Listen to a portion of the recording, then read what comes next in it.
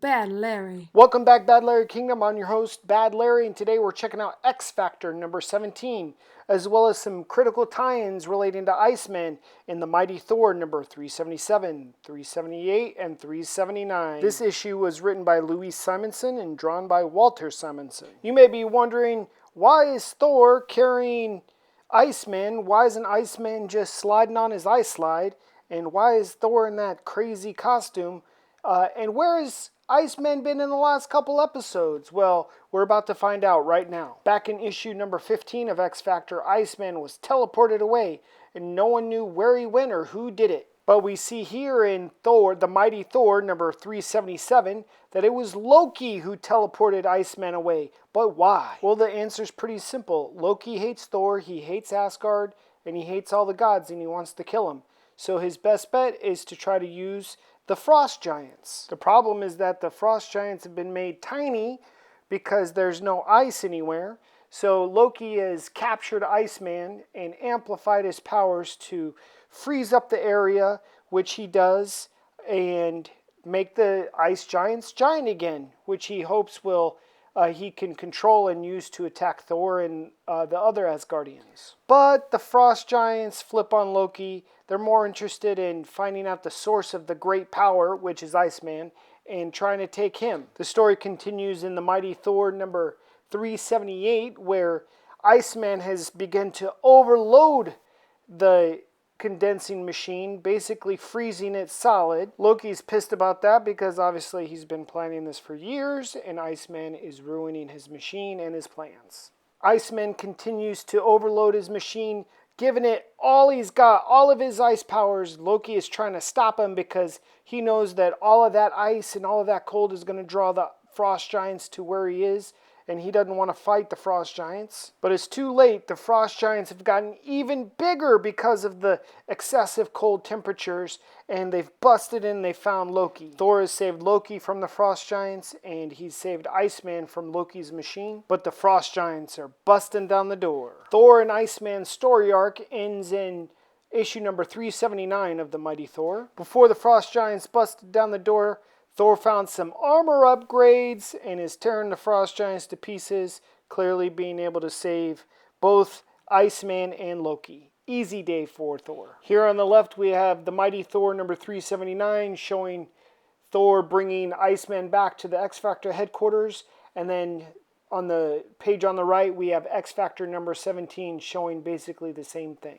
Here are three quick takeaways from this tie-in story. Number one, Iceman has a lot more power than we've ever seen before. Number two, because Iceman has gone into a second gear of ability with his ice powers, and because he had to give everything he had to overload Loki's machine, I think he may have lost some control of his ice abilities. And number three, it just shows that Marvel would go to no distance to drag out a story to show that Iceman has a lot more power by making you buy 3 additional comic books that are totally unrelated to the X-Men or the X Factor by having to buy these Thor comic books, which if it was now, it would be an extra $12 to $15 just to complete this story arc. So even though we think Marvel is greedy now, they've always been greedy in the past. So back to X Factor number 17. Beast is the only one of X Factor who knows that Iceman is back. Iceman is completely messed up from overloading his powers. He needs Rusty to help him warm up because the ice is actually affecting him like a normal person. And Skids runs off to tell Scott and Jean that Iceman is back. And also Iceman learns for the first time of Angel's fate. Cyclops, Jean Grey, Beast, and Iceman are now attending Angel's funeral. It's a madhouse because Angel was such a public figure as both Warren Worthington III and also as Angel. His public identity or his private identity was public. Everybody knew he was a mutant, and he also was outed as the benefactor and financier for X Factor. So our X Factor heroes are walking into basically a protest of anti-mutant supporters as well as mutant supporters, but ironically, who is not there is the X-Men.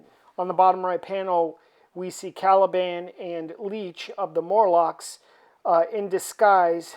They are adamant to honor their hero who saved them both, Warren Worthington III. They wanted to attend his funeral. Trish Tilby of the Fake News Network has decided to attend Warren Worthington III's funeral. She's talking a bunch of trash. Iceman doesn't like it. He loses his cool. As he's reaching for the reporter's microphone, his hands are turned to ice, and as he passed the cameraman, he froze the camera. Bobby Drake's secret identity is about to be revealed in public as Iceman, but thanks to Caliban's quick decision to get Leech close to him, Leech cancels out Iceman's power just in the nick of time. But as I predicted earlier, the situation with Loki has made Iceman completely lose control of his powers. Cameron Hodge is starting to talk to Trish Tilby of the Fake News and telling her that Warren Worthington III knew, even as a mutant, the dangers that mutants are to humans. It's pretty clear that from the start, Cameron Hodge manipulated Warren into using his money to create X Factor's mutant hunters to create this anti-mutant hysteria. And that's fairly evident with the "Die Mutant Scum" graffiti scrawled across the wall of the church. In the bottom panels, we see a floating airship. This belongs to Apocalypse. And there's a body. This will become Apocalypse's fourth horseman. Our heroes are grieving their great friend and great teammate Angel as they're walking back into X Factor Complex, while Cameron Hodge gets a call from the governor of San Francisco. There's an emergency involving a mutant. The governor tells Cameron Hodge a mutant named Rictor is going to shake the city into the sea in 12 hours. Well, Jean Grey doesn't think it's a great time for X Factor to go on a job, considering they just had a funeral for their greatest friend, Angel. Cameron Hodge challenges Jean Grey and X Factor, saying that are they even able to do the job? Bobby Drake has a great idea. He's wanting to change the anti-mutant narrative. He wants to abandon X Factor as the human mutant hunters and start going in and doing jobs as X Factor, the mutants and the heroes that they really are. Caliban says that he'll join the mission because they'll need him to hunt down and track where Rictor really is. And how do you think Cameron Hodge is going to respond to this change of plan? He doesn't want the world to see mutants as heroes. He wants to see mutants as the evil monsters. Boom Boom and Skids run to the roof to get Cyclops and see him talking to hallucinations. As he's blasting his optic blast, he calls out to Phoenix, saying only Phoenix can be the one to save him and bring everyone back. Well, Boom Boom and Skids both think that Cyclops is a little cuckoo, and they go run to tell Iceman, Bobby Drake, what's going on. Jean Grey walks up to Cyclops and snaps him out of his hallucination, says they have a mission in San Francisco. He needs to get his head together so he can lead X Factor in the mission. But someone is clearly spying on Cyclops and Jean. He must have cameras everywhere. His mission is to destroy X Factor, destroy Cyclops, and destroy Jean Grey. Boom Boom walks into Hank's lab and tells both Beast and Iceman that she thinks Cyclops is going cuckoo. Well, neither of the boys are paying any attention to Boom Boom, and she doesn't like that. So to get some attention, she drops a 3, 2, 1, a boom, boom, boom, boom, bomb in Hank's laboratory. Hank is about tired of Boom Boom's antics and is chasing her down, about to rip her a new one. And as Boom Boom runs in the hall, she runs into Ariel, a mutant teleporter, in the closet. Boom Boom runs in the closet. They vanish.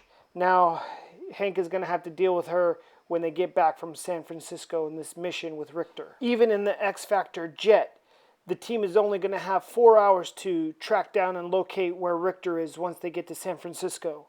Caliban is going to be a useful tool once they get there. So Bobby decides to give Caliban an X Factor uniform. Rusty wants to find out where Boom Boom is teleported off to, so he needs to send Leech away so Artie can use his projection powers, but Artie can't find or trace where Boom Boom is teleported off to. They decide they're going to tell Cameron Hodge what's going on, and they overhear a phone call with him and someone in power, and the conversation's mighty fishy. Cameron Hodge is telling the party on the other line that X Factor's coming and to play it straight and be ready and don't give the plan away, and maybe they can salvage the operation. Sounds very fishy to me. Apparently the X Factor jet can hold the X Factor helicopter, which is what our team is now in. As they're hovering around the skyline of San Francisco, Caliban has picked up a scent. He thinks he knows which building Rictor is in. Before our heroes can land their helicopter, the enemy sends up 2 helicopters of their own to stop X Factor and prevent this disaster. They only have 15 minutes left before Rictor apparently is going to destroy the building in all of San Francisco. The bogey airships are firing their turret guns, and they fire 2 rockets at our hero's helicopter. Jean Grey uses her telekinesis to harmlessly crash those rockets into the Bay of San Francisco, harming no one. Cyclops uses the old beast hold me out the window trick and blasts 1 helicopter. 1 helicopter down, 1 to go. But more importantly, the team only has 10 minutes left before Rictor is gonna destroy the whole city of San Francisco. Bobby Drake, aka Iceman, is saying how evil Rictor must be to be using humans to do his dirty work. Our heroes see the building is starting to shake and the humans are evacuating in their helicopters. And our team only has 7 minutes left to find Rictor and possibly stop this disaster. But our team is at the roof, and Caliban says that Rictor is all the way at the bottom. As Iceman and the rest of the team are running down to find Rictor, Iceman is complaining that they founded X Factor to save mutants, but apparently all they do is fight evil mutants, such as the Apocalypse and the Brotherhood of Evil, Freedom Force, the Berserkers, the Marauders, and now this group called the Right, which is apparently trying to destroy San Francisco. X Factor find Rictor hooked to this giant machine. They see he's just a kid. But apparently this kid has tremendous power. And he's yelling at X Factor that he doesn't want to do this and to make him stop. Iceman snaps. He doesn't think that Rictor is good. He thinks Rictor is bad. And he's tired of all these evil mutants. So he freezes the entire building, including himself in a gigantic block of ice. Although Iceman has frozen the building, it's still about to crumble. So Jean Grey has to get Iceman out of his ice block, and Cyclops gets Rictor, and they need to get the heck out of that building before it crumbles and kills them all. Rictor is in very bad shape, but he tells X Factor that the group responsible for this, called the Right, aren't mutants at all, but they're humans. And Rictor didn't even know he was a mutant until the Right had put him on this machine and started torturing him, and he started shaking uncontrollably. Pause. I know comic books often take social, political stances of current events at the time. I think it's interesting that the writers chose to call this evil group of humans that are looking to destroy everything the Right. It's very politically motivated and charged. I just find it interesting. Back to the action. Scott knows that he needs to get the team out of this building. It's about to crumble and fall. He blasts a hole through the side of the window, and Jean Grey uses her telekinesis to get the team out of there. And she picks up the falling helicopter and gets them into the helicopter. Awesome day for Jean Grey right now. Jean Grey cannot risk bringing Rictor into the helicopter. His mutant power is going overload, and he's causing tremors everywhere. But Beast can't get the helicopter high enough to get Rictor away from the city. Jean Grey has a brilliant idea. She uses her telekinesis to stop Rictor's heart for just a moment. This causes him to seize, but his powers stop. He's gonna be fine, but he's well overexhausted. The only damage was to the Right's own building. The rest of the city was saved. The team seemed to have gotten Rictor stable, but Iceman is not so. The situation with Loki that exhausted him to the nth degree has caused his mind, personality, and his powers to be broken. He again is shivering from his own ice-mutated powers, but the team has more pressing matters to attend to. The cops are actually calling them to land or they're going to shoot them down. Beast says, don't worry, their sweet-ass red helicopter is way faster than the cops, that they'll outrun them.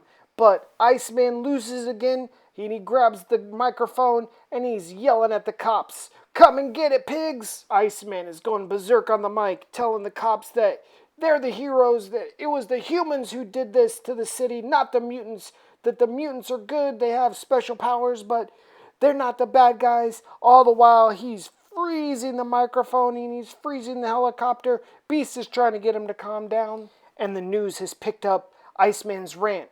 The news has heard that it wasn't the mutants who were responsible for the building's collapse, but it was humans. Oh, and we finally see Cameron Hodge has revealed himself as a true son of a bitch. He's clearly behind this whole setup with Rictor in San Francisco, and he's probably the head of the group, the Right, that looks to take down the mutants. He's saying that Iceman's rant being picked up on the news is a bit of a setback, but don't worry, he's got bigger plans. He knows that Scott Summers, Cyclops, is the leader of the team and that everybody follows him, but he's saying Cyclops is the weak link because he's crazy right now, and he's going to use that against them to bring them all down. In the next issue, X Factor number 18, Cameron Hodge makes his move. An explosive and dangerous question is answered. Is Jean Grey really the Phoenix? Everybody subscribe, hit the like button, and let me know in the comments below if you all knew that Cameron Hodge was the enemy within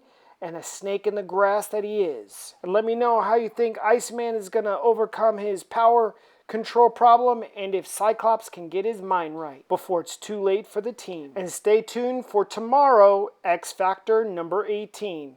Thanks, I'll see you tomorrow.